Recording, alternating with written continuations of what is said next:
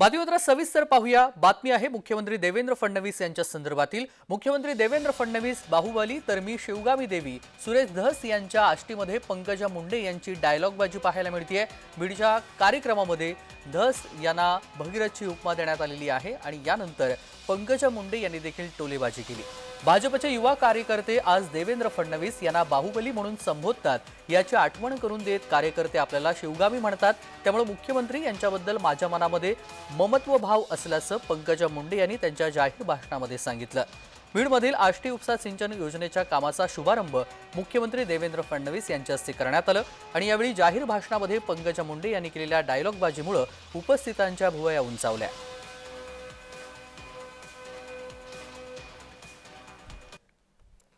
देवेंद्रजी, एक किस्सा आठवला मला की आपण जेव्हा मुख्यमंत्री म्हणून ते तुम्हाला बाहुबली म्हणतात, खरं तर तुम्ही आमच्यापेक्षा ज्येष्ठ आहात, नेते आहात आणि आम्ही ज्या कॅबिनेट मध्ये काम करतो त्याचे तुम्ही प्रमुख आहात।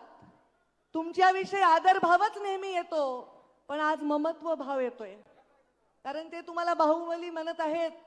काही वर्षापूर्वी मला शिवगामिनी म्हणत होते, तर शिवगामिनी बाहुबलीची आई आहे आणि त्याच्यामुळे मला आज तुम्हाला बघताना वेगळाच भाव आला। सुरेश धस यांच्याप्रमाणेच पंकजा मुंडे यांनीही सिनेमातील डायलॉगबाजी केली। आपण गोपीनाथ मुंडे यांची लेक असल्याचं जे बोलतो तेच करतो असा दावा त्यांनी केला।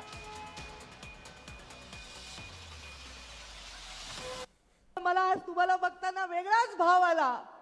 शिवगामीचं वाक्य असतं, सुरेश अण्णा धस कुठे गेले, जसं तुम्ही पिक्चरचे डायलॉग म्हणता,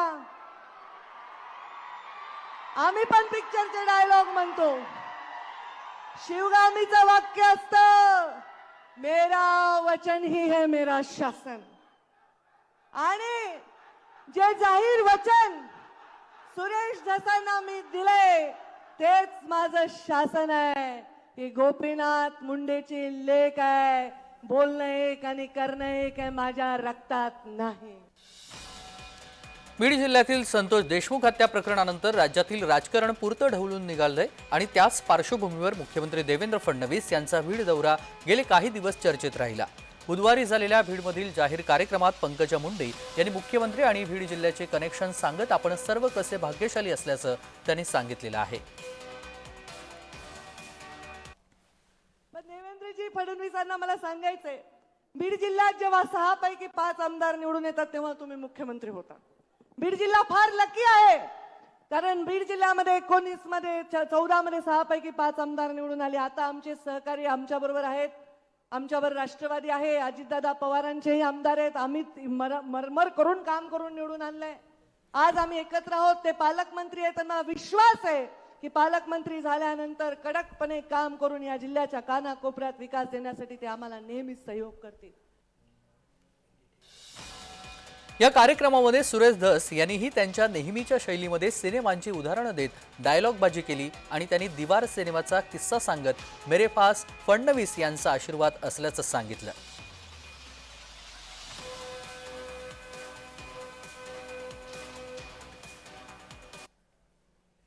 आणि हे नव्हतेच साहेब, मला हे नव्हते, याचं काय मुख्यमंत्र्यापाशी, याचं काय मुख्यमंत्र्यापाशी, मला म्हणते तेरे पास क्या है,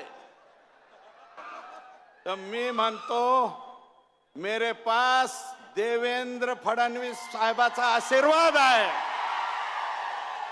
आणि हा आशीर्वाद असाच ठेवा एवढीच विनंती करतो आणि थांबतो। जय हिंद, जय महाराष्ट्र।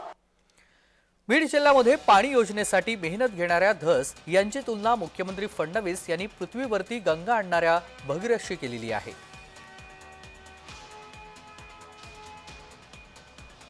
तुम्ही 2 आणि 3 टीएमसी करता, या ठिकाणी मागणी करताय। 53 टीएमसी पाणी हे गोदावरीच्या खोऱ्यामध्ये आलं पाहिजे। ते जर गोदावरीच्या खोऱ्यामध्ये आलं तर मराठवाड्याच्या या पिढीने दुष्काळ बघितला, पण पुढची पिढी दुष्काळ पाहणार नाही। मराठवाड्यातला दुष्काळ हा भूतकाळ करता येईल आणि या मराठवाड्यातल्या कानाकोपऱ्यामध्ये या ठिकाणी निश्चितपणे हे पाणी आपण पोहोचवू।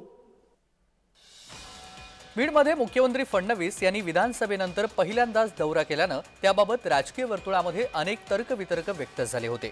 मात्र मूळ कार्यक्रमामध्ये झालेल्या डायलॉगबाजीमुळे बीडमधील राजकीय तणाव काही अंशी दूर झाल्याचं पाहायला आज मिळालेलं आहे. ब्युरो रिपोर्ट, जय महाराष्ट्र.